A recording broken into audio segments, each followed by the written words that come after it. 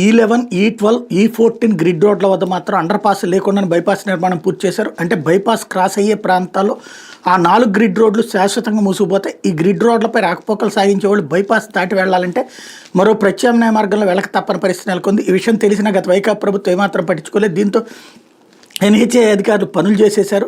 కూటమి ప్రభుత్వ అధికారులకు వచ్చాక 4 గ్రిడ్ రోడ్ల వద్ద అండర్ పాస్ లేని విషయం సీఎం చంద్రబాబు దృష్టికి రావడంతో ఎట్టి పరిస్థితుల్లోనూ అక్కడ అండర్ పాస్లు ఉండాల్సిందని ఆయన నిర్ణయించారు. ఈ మేరకు ఆ 4 చోట్ల బైపాస్ని కట్ చేసి అండర్ పాస్ల నిర్మాణానికి అంచనాలు రూపొందించే పనుల్లో ఇంజనీర్లు ఉన్నారు అన్నటువంటి వార్తని హైలైట్ చేశారు.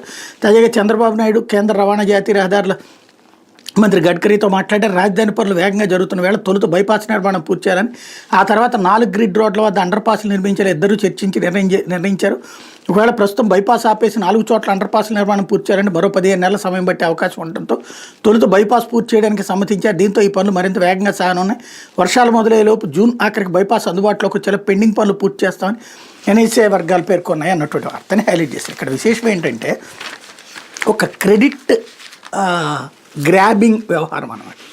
అది కట్టింది నేషనల్ హైవేస్ అథారిటీ, ప్రారంభించింది జగన్ టైంలో. అంతకుముందు 2014-19 మధ్యలో అసలు ఆలోచన కూడా చేయలేదు రాజధానిని టచ్ అయ్యేటట్టు హైవే ఉండాలి అన్నటువంటి. బట్ జగన్ అది చేసుకొచ్చాడు. బట్ జగన్ అదేదో 4 అడ్డ రోడ్లు కట్టలేకపోయాడు.